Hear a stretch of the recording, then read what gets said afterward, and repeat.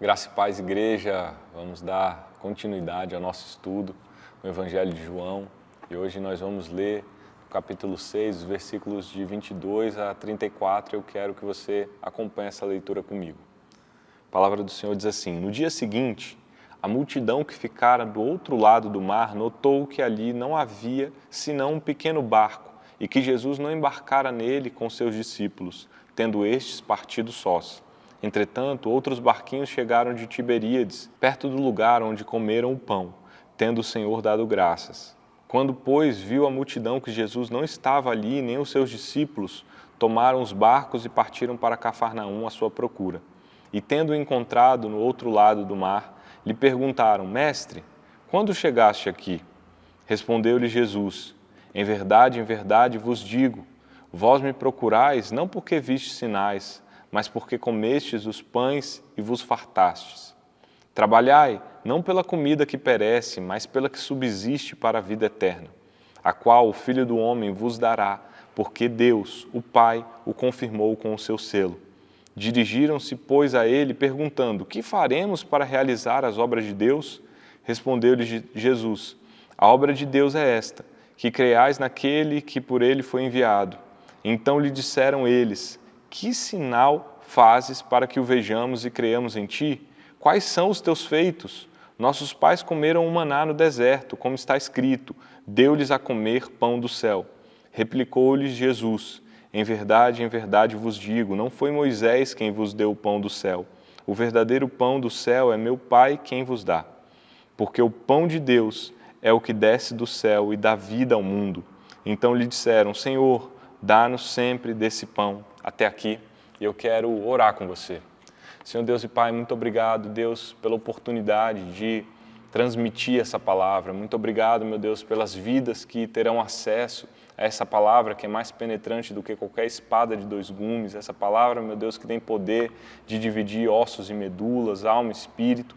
E eu clamo, Pai, para que nesse tempo as vidas, Pai, que estão tendo acesso a essa mensagem possam ser ricamente abençoadas, ricamente, meu Deus, favorecidas pelo Teu poder, pelo Teu Espírito Santo. É o que eu te peço, em nome de Jesus. Amém. Hoje nós vamos falar sobre Jesus como o verdadeiro maná, o verdadeiro pão que desce do céu. E eu queria começar contando uma história para vocês, para que vocês entendam aquilo que está sendo trabalhado nesse texto. O tema que está sendo colocado em toda essa parte dos discursos de Jesus no capítulo 6 é o confronto entre o verdadeiro discípulo e o falso discípulo. Então você talvez já deve ter ouvido falar ou já lido o livro Pai Rico, Pai Pobre, um best-seller muito famoso.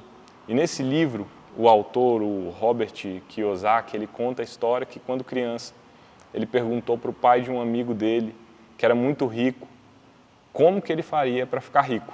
Então esse pai falou o seguinte: vai trabalhar na minha loja. E o Robert foi trabalhar na loja desse pai rico e depois de algum tempo ele foi questionar: cadê o meu salário? Estou trabalhando aqui já tem um tempo, quando que eu vou receber, quanto eu vou receber? E aquele homem virou para o Robert, ainda criança, e disse o seguinte: você me perguntou como você faz para ficar rico. Você não me pediu um salário. E aquele homem deu uma grande lição para ele, dizendo o seguinte: não se preocupe com o salário, com o dinheiro que vai cair na sua conta para você estar trabalhando aqui. O que eu quero te ensinar é sobre ser rico. E você vai ser rico se você passar a olhar oportunidades de riqueza no lugar que você está. Não pense num salário, mas pense em oportunidades de riqueza. Mude a sua mente para que você comece a enxergar as possibilidades que estão ao seu redor. E aquele menino entendeu a mensagem e ele passou a observar possibilidades que ele podia conquistar naquele momento, naquele ambiente onde ele estava trabalhando. E ele percebeu que a editora dos gibis, ela recolhia aquele material que não tinha sido vendido para que pudesse trazer uma nova remessa. E ele também descobriu que o material que era recolhido, esses gibis recolhidos, eles eram descartados.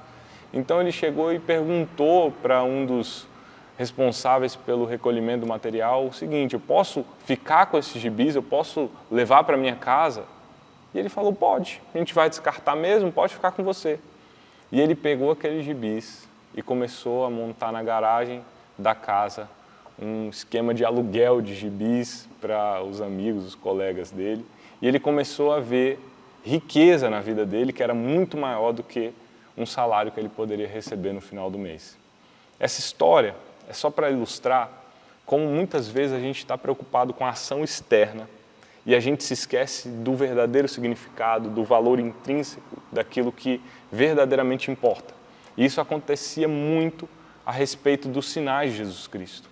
As pessoas elas estavam preocupadas com a ação externa, com a ação física, material do sinal. E elas se esqueciam que havia algo muito mais precioso do que aquilo que era o significado do sinal. Se você lê todo o Evangelho de João, você vai perceber que todos os sinais de Jesus Cristo eram acompanhados por um discurso. Por quê? Porque Jesus Cristo queria mostrar que havia algo muito mais precioso do que o sinal que ele tinha feito. Ele estava apontando para si mesmo. O propósito do Evangelho de João é revelar o Filho, revelar o Cristo. E nós precisamos tirar os nossos olhos daquilo que é material e começar a observar o verdadeiro valor, o verdadeiro significado. Então, pense você que a gente está num contexto aqui em que Jesus Cristo tinha acabado de multiplicar os pães e os peixes, ele tinha acabado de andar sobre as águas, ele havia chegado em Cafarnaum e agora vem uma multidão interessada no sinal físico, no sinal daquilo que é externo, material. Eles queriam pão, mas Jesus Cristo vai trazer um significado muito maior do que aquilo que é externo, porque ele está dizendo, eu sou esse pão, eu sou aquele que desce do céu e que tem a possibilidade de te alimentar para a vida eterna. Então Jesus Cristo opera sinais para apontar para valores muito mais profundos do que nós podemos imaginar. E eu queria te dizer que nesse texto, na sequência do que nós vamos ver aqui no capítulo 6, Jesus Cristo vai confrontar o verdadeiro discípulo com o falso discípulo. E a grande diferença do verdadeiro discípulo para o falso discípulo é que aquele que é verdadeiramente um discípulo de Jesus, ele entende o significado do sinal. Ele entende o valor verdadeiro, profundo, a essência daquele sinal. Mas o falso discípulo, ele está interessado só com o sinal externo. Ele não está interessado no Cristo verdadeiramente. E eu queria hoje te convidar a refletir sobre a sua vida com Deus. Se você é verdadeiramente um discípulo que ama Jesus Cristo, não por aquilo que Ele pode fazer, mas por aquilo que Ele é. E dando sequência nesse estudo, a gente chega em Cafarnaum.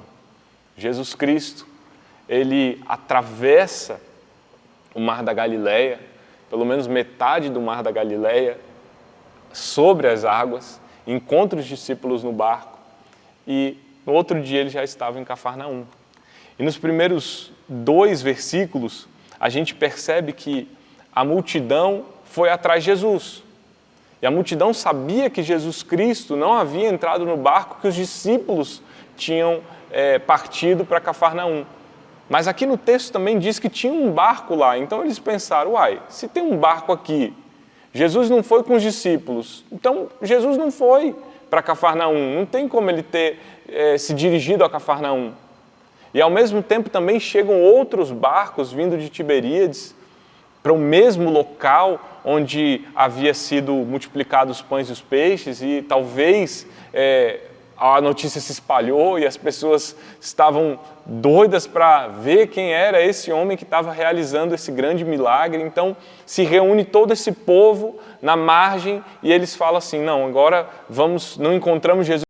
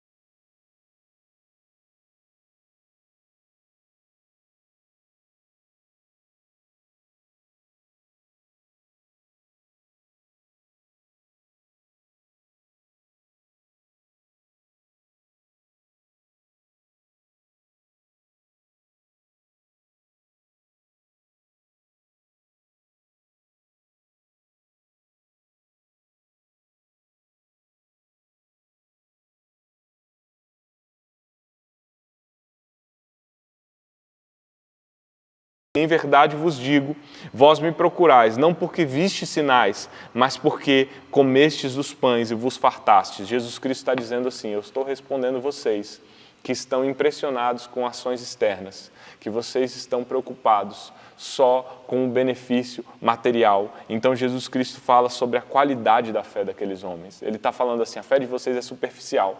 Vocês só querem o pão para encher a barriga de vocês. Vocês só querem a ação externa para encher a barriga de vocês. E Jesus Cristo começa a apontar para a direção daquilo que um verdadeiro discípulo deve ter, que é o olhar para o valor do sinal em cima de Jesus Cristo como o Rei dos Reis e Senhor dos Senhores. E no versículo 27, ele diz assim, olha, trabalhem, não por essa comida que perece, mas trabalhem pela comida que permanece para a vida eterna. E eu quero dizer para vocês, esse trabalho de Jesus Cristo, ele está falando assim, concentre as suas forças, as suas energias em buscar a comida que permanece para a vida eterna. Então Jesus Cristo está dizendo assim, não concentre as suas energias, concentre as suas expectativas, o seu sonho, a sua esperança nesse material físico que vai perecer, nesse pão que vai perecer. Jesus Cristo está apontando para a vida eterna. Aqui, por óbvio, Jesus não está condenando o trabalho. O trabalho é algo que a Bíblia dá o maior reconhecimento que o homem deve trabalhar, o homem deve buscar, né, o seu pão. Não é sobre isso que Jesus Cristo está dizendo. Jesus Cristo está dizendo que se a sua esperança, a sua expectativa, se você está concentrando toda a sua energia em buscar as coisas dessa terra, você não está entendendo as coisas espirituais. Se você espera em Cristo só as coisas dessa terra, tem alguma coisa errada com você. É o que Paulo vai dizer aos Coríntios, no capítulo 15, na primeira carta, que nós não podemos concentrar nossa esperança em Cristo nas coisas dessa terra apenas. Porque se nós fizermos isso, nós vamos ser os mais infelizes de todos os homens, é o que Paulo escreve.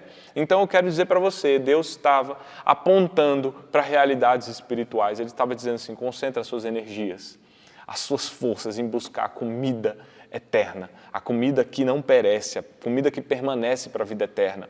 E isso é algo que Jesus Cristo sempre faz, e nesse estudo de João a gente vê isso várias vezes, onde Jesus Cristo tem diálogos com pessoas que não compreendem as realidades eternas, elas estão focadas nas coisas dessa terra, e isso aconteceu com a mulher samaritana. Jesus Cristo oferece uma água que vai jorrar para a vida eterna, uma água que ela não vai voltar a ter sede, e ela está pensando num contexto terreno, mas Jesus Cristo está apontando para realidades espirituais. E esse versículo 27, ele encerra com o selo, a autorização de Deus. Olha que a palavra de Deus diz assim, o Pai o confirmou com o seu selo. Aqui está dizendo que Deus concedeu ao Filho uma autorização para que ele pudesse conceder o alimento.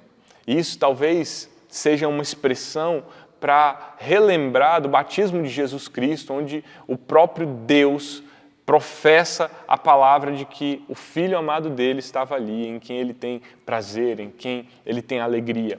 E é isso que Jesus Cristo está dizendo. Vamos olhar para as coisas do alto, do céu. No versículo 28, então, os discípulos que estavam ali rebatem aquela resposta com uma nova pergunta. E uma pergunta que talvez parece ser inocente, que talvez parece ser muito boazinha, dizendo assim, Senhor, então, se o Senhor quer que a gente trabalhe por essa comida, faça o seguinte, o que a gente vai fazer para realizar as obras de Deus? E aqui tem um grande perigo, meus queridos. O perigo de nós acharmos que nós temos a habilidade, a capacidade, a força de realizar algo que só Deus pode realizar. Eu não sei se você sabe, mas a salvação é um dom de Deus. A salvação não é algo que nós conquistamos com o nosso esforço. A palavra de Deus vai dizer em Efésios, não vem de vós, é dom de Deus. Por óbvio, a gente desenvolve, a gente tem que buscar a santidade, a gente está num processo de santificação, mas a salvação, ela não é um trabalho onde o homem vai fazer com o seu esforço, não. É um dom concedido por Deus. E aqui esses homens estavam fazendo uma pergunta assim: diga o que nós temos que fazer, o que Deus está esperando que nós façamos, que nós vamos fazer com a força do nosso braço, porque nós temos a capacidade de realizar. Era uma expressão de orgulho manifestada por aqueles homens, onde eles estavam dizendo assim: diga o que nós temos que fazer, nós temos a habilidade, nós temos a competência para realizar. Mas Jesus Cristo estava falando de algo que é concedido como um dom de Deus. Olha que engraçado quando nós muitas vezes pensamos que nós temos a competência e a habilidade para realizar as coisas. E sabe o que acontece? Todas as pessoas que não entendem que a salvação é um dom de Deus, elas não precisam de Deus. No fundo, elas estão dizendo assim: Senhor, eu não preciso de você. Eu realizo através da força do meu braço, através das minhas competências, através da minha habilidade. E como isso é perigoso? Porque mais à frente, nesse mesmo Evangelho de João, Jesus vai dizer: sem mim, nada podeis fazer. Se você é alguém que acha que pode realizar todas as coisas, você está muito enganado, porque você não pode realizar nada sem Deus. Você depende dele.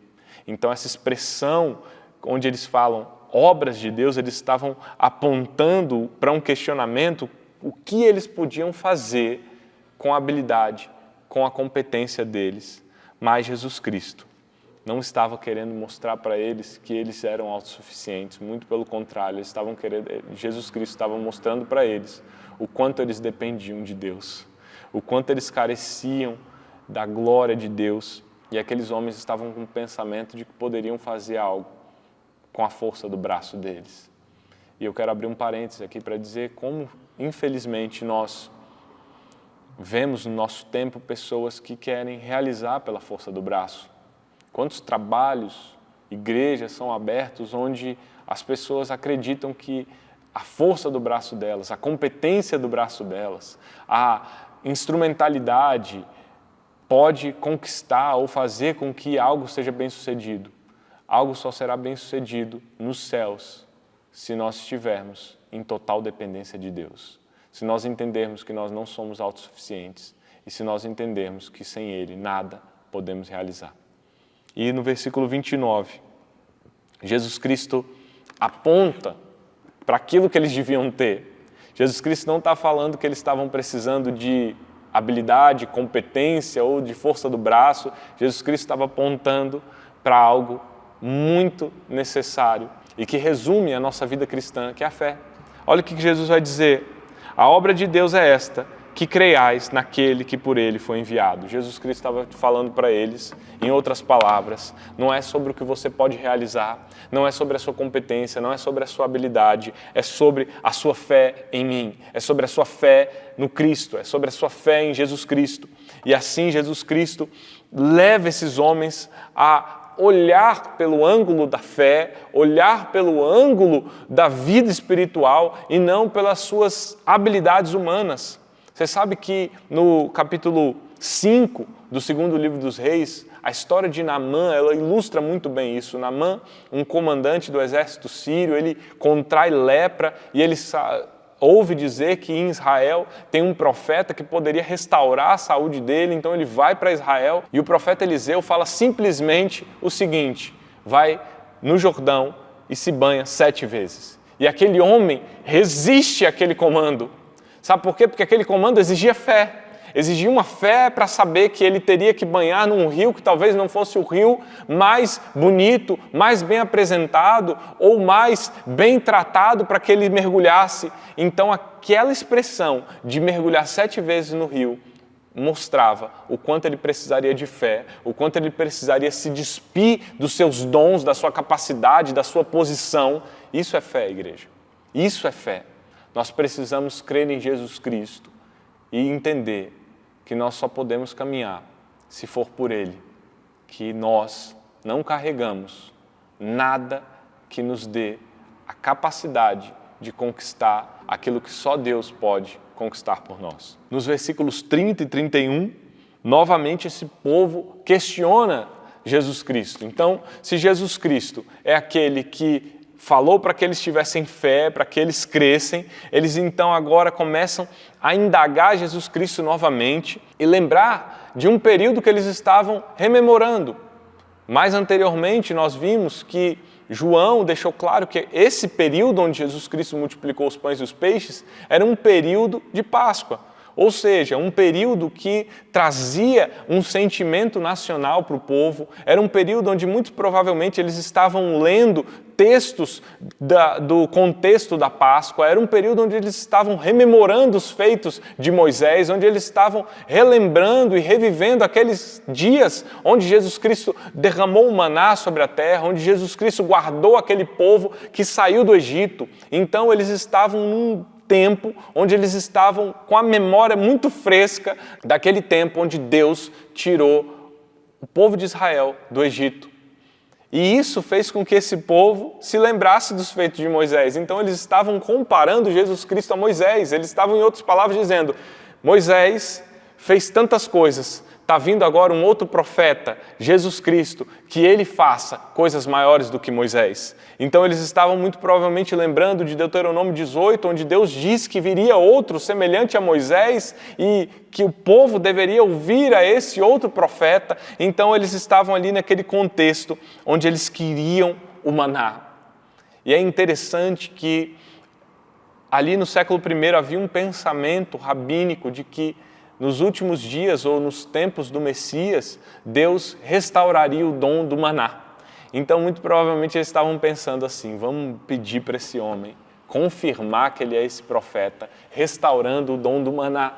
O maná vai cair aqui e a gente vai ter a plena certeza que foi restaurado um período onde o Messias vai reinar. Mas aqui, mais uma vez, eles estão olhando para a ação externa.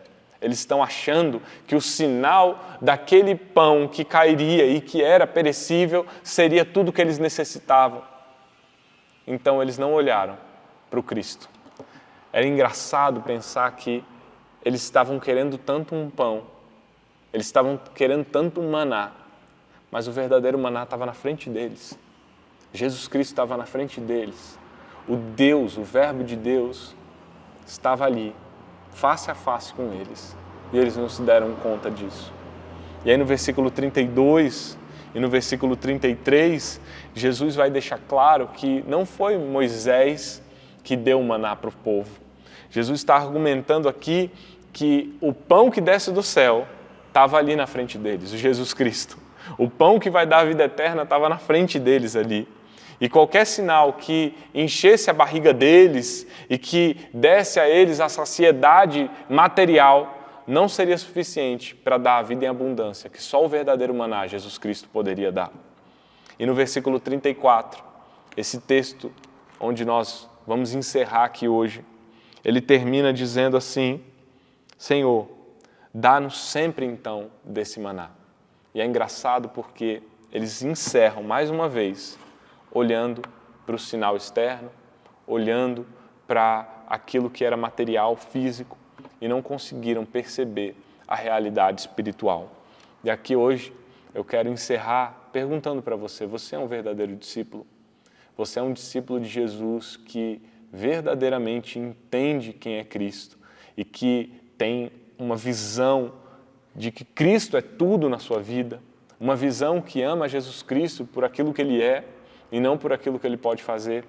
Esse é o grande questionamento que nós estamos buscando nesse estudo de João e principalmente nesse capítulo 6. E eu quero que você hoje pense a respeito disso e viva como um verdadeiro discípulo. Eu quero orar por você. Senhor Jesus, muito obrigado por aprendermos um pouco mais dessa palavra, Deus. Muito obrigado por entendermos mais dessa realidade espiritual. A minha oração hoje, Deus, é que cada vida que tiver acesso a essa mensagem possa entender, meu Pai, que para ser um verdadeiro discípulo é necessário entender quem Jesus Cristo é, quem o Verbo de Deus é, que Ele é o verdadeiro maná, que Ele é o pão vivo que desceu do céu, que Ele é a fonte das águas vivas, que Ele é o Cordeiro que tira o pecado do mundo, que Ele é o alfa, o ômega, o princípio e o fim, que Ele é maravilhoso conselheiro, Deus forte, Pai da eternidade, príncipe da paz. E que, Pai, esse entendimento faça de nós aqueles que Te amam verdadeiramente e aqueles que verdadeiramente são Teus discípulos. Eu oro pedindo que essa verdade, Pai, penetre nos corações dos meus irmãos, para que eles vivam e amem o Senhor todos os dias das vidas deles. Em nome de Jesus Cristo. Amém. E graças a Deus, Deus te abençoe rica e abundantemente.